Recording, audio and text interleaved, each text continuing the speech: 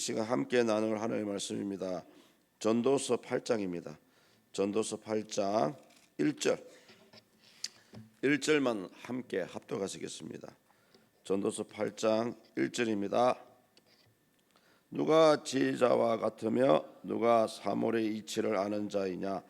사람의 지혜는 그의 얼굴에 광채가 나게 하나니 그의 얼굴에 사나운 것이 변하느니라. 아멘. 하나님의 은혜와 우리 성도님들의 기도로 우리 유초등부 성경학교를 무사히 마쳤습니다. 이틀 동안 아주 빡시게 했습니다. 첫날은 밤 8시까지 했고요.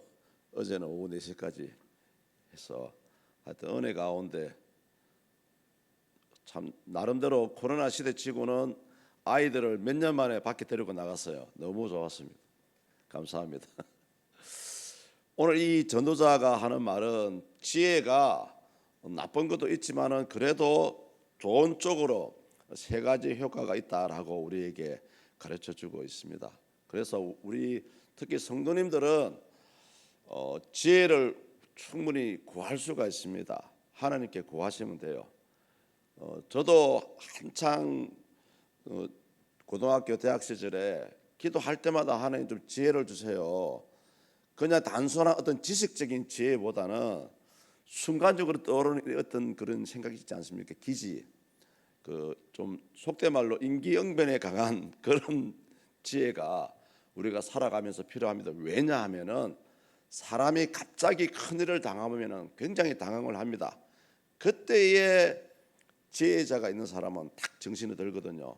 또 그때에 하나님께서 지혜를 주십니다.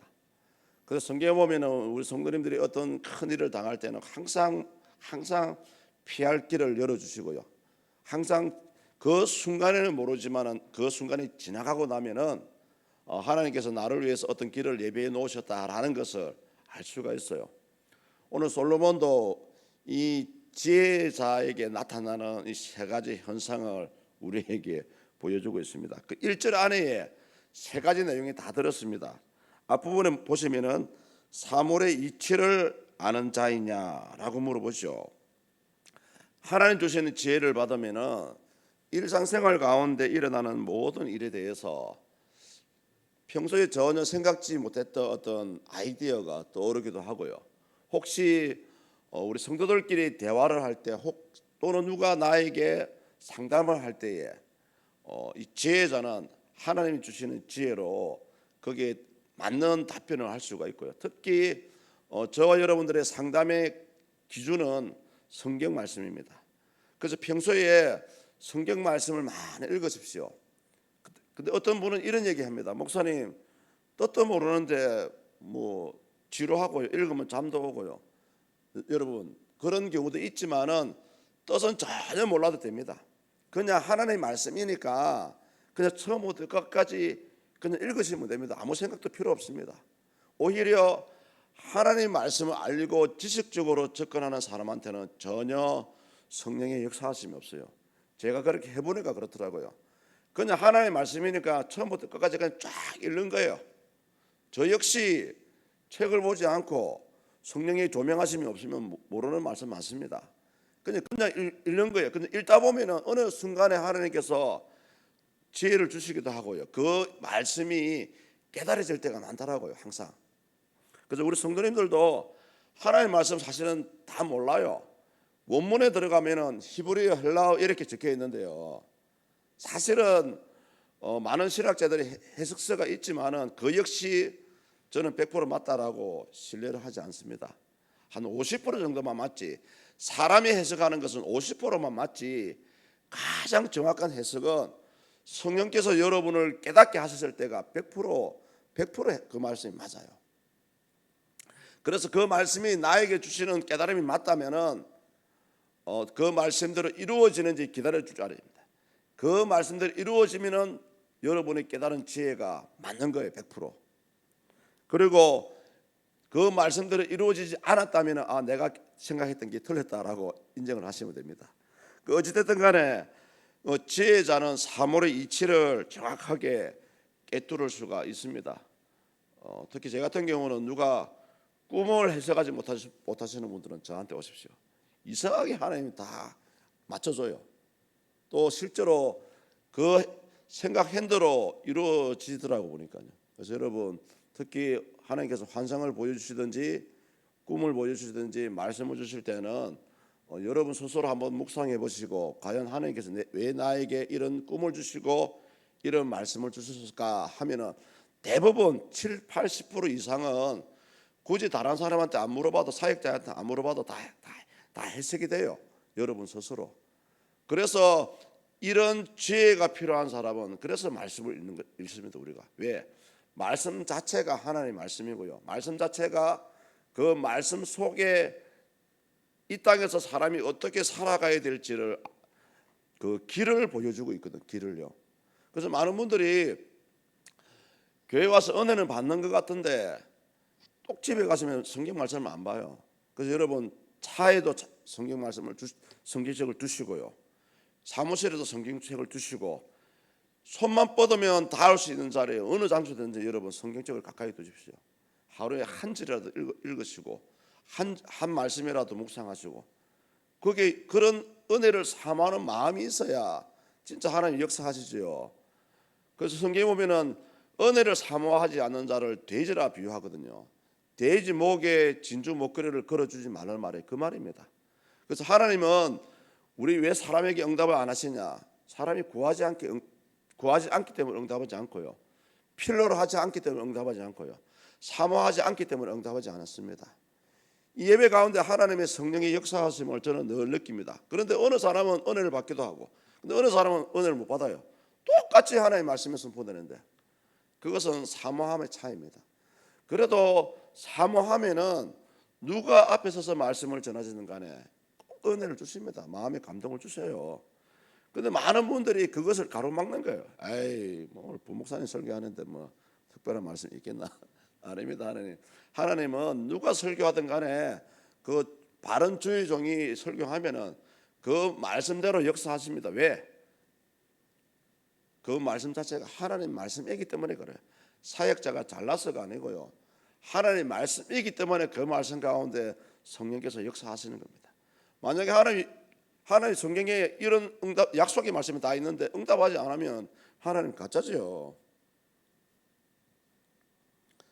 두 번째로 지혜자의 얼굴은 빛이 난다는 그런 말씀이 중간에 나오죠. 지혜자의 얼굴은 빛이 난다. 이거 아주 중요합니다.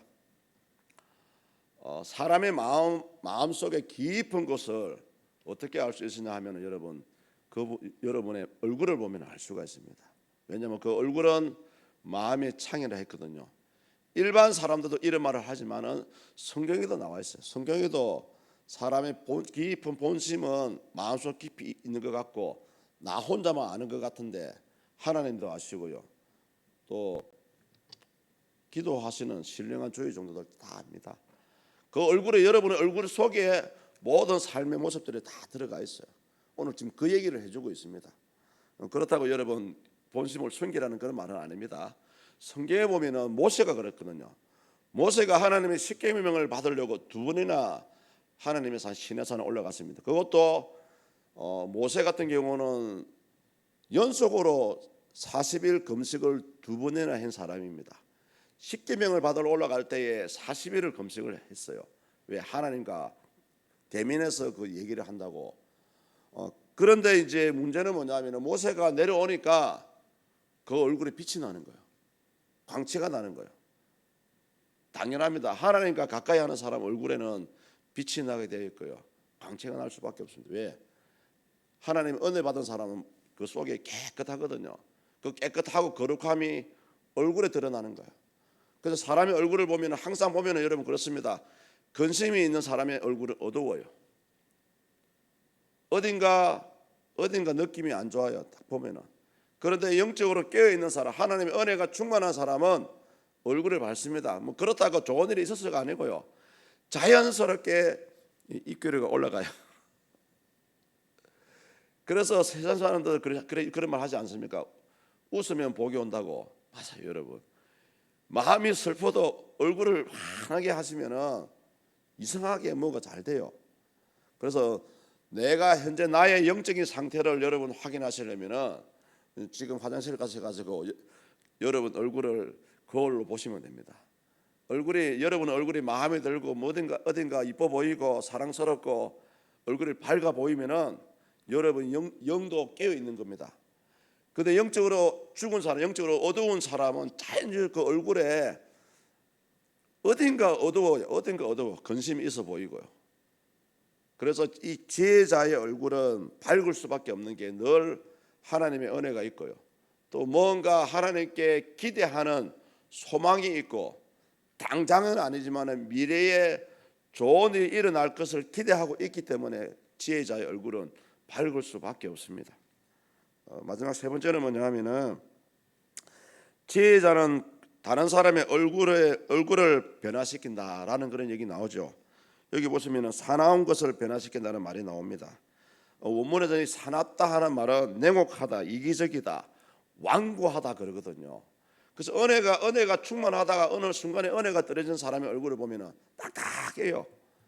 딱딱하고 그 얼굴 쳐다보면은 뭔가 깝깝해. 그런데 이 지혜자의 말 한마디에 그렇게 풀리지 않던 일이 여러분 해결될 수도 있습니다. 또 지혜자의 말 한마디에 완고한 사람의 부끄럽게 만드는 그런 일도 있어요. 그래서 성경에서 지혜자의 말 한마디에 이 완고한 사람의 부끄럽게 한다는 그런 말씀이 잘 나오지 않습니까? 그래서 지혜자의 말은 부정적인 것을 긍정적으로 변화시키는 그 말에 힘이 있다라는 것을 오늘 전도자가 얘기해 주고 있습니다. 사실은 이 8장 1절의 말씀은 솔로몬 자신을 대해서 얘기하는 부분입니다. 사실은 자신이 그렇게 지혜를 받아보니까 하나님 주시는 지혜를 받아보니까 이렇다라는 것을 그 한 문장으로 우리에게 표현해 주고 있습니다. 성경에 보면은 누구든지 지혜가 부족하거든 후히 주시고 꾸짖지 아니하시는 하나님께 지혜를 구하라라고 얘기했습니다. 여기 성경은 우리가 왜 지혜를 받아야 되냐면은 하나님이 주시는 지혜는 세상의 지혜와 함께 또 하나님과의 관계를 좋게 하는 영적인 지혜이기 때문에 그렇습니다. 그래서 이 땅에서 진짜 바른 믿음 생활을 하고 싶고 또 이 땅에서 진짜 하나님 원하시는 삶을 살아가고 싶고 또 이 땅에서 세상적으로 성공하고 싶으신 분이 있다면은 늦지 않습니다. 지금이라도 하나님께 지혜를 구하십시오. 저는 이 지혜에 대해서 가장 유익한 점이 뭐라고 생각하냐면은 저의 개인적인 관점에서는 하나님의 뜻을 헤아릴 수 있다라는 것입니다. 사람이 살아가면서 믿음대로 산다고 하지만은 때로는 나 자신도 모르게 그 하나님이 원하시는 그 길에서 벗어날 수 있거든요. 그런데 지혜로운 사람은 그 순간을 잘 알아요. 아차, 내가 잘못했구나. 현재 내가 하는 행동이 또 나의 삶이 뭔가 하나님 보시기에 맞지 않는 것 같다는 것을 순간적으로 깨달아요. 이게 지혜자의 유익한 점입니다. 그래서 성도님들 이 아침에 기도하실 때에 오히려 다른 것보다는 이 아침에는 하나님 나에게도 지혜를 주십시오. 그래서 하나님 기뻐하시는 믿음의 삶을 살아드리기 원합니다 라고 함께 기도했으면 좋겠습니다. 기도합시다. 하나님 감사합니다. 이 아침에 전도자는 지혜가 우리에게 어떠한 유익한 점인지를 우리에게 보여주고 있습니다. 지혜자는 삶의 어려운 부분을 해결할 수 있는 그런 길이 열려 있고요. 또 지혜자의 얼굴에는 빛이 난다고 합니다. 또 지혜자는 완고한 사람을 부끄럽게 만드는 그런 능력이 있다라고 말씀합니다. 하나님 이 아침 우리가 주님께 지혜를 구해서 하나님 기뻐하시는 믿음의 삶을 살아드리는 우리 모두가 될 수 있도록 축복하여 주시옵소서.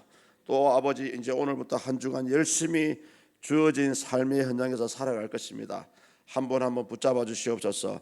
직장과 사업장과 가정에서 믿음으로 승리하게 하시고 또 형통함을 누리게 하셔서 하나님 주신 건강, 하나님 주신 시간 또한 물질, 자녀의 형통들을 통해서 하나님의 나라와 몸된 교회를 저 충성되이 섬겨갈 수 있는 우리 모두가 될 수 있도록 축복하여 주시옵소서. 특별히 이 아침에 간구하시는 기도의 제목이 있다면 하나님 꼭 들어 응답하여 주시옵소서. 특별히 하나님 아버지 우리 성도님들 가운데 질병으로 고통과 아픔 가운데 있는 분들이 있습니다. 하나님 그 질병에 완전히 치유되고 회복되게 하셔서 더 이상 부작용이 일어나지 않도록 역사하여 주시옵소서. 감사합니다. 예수 그리스도의 이름으로 기도드립니다. 아멘.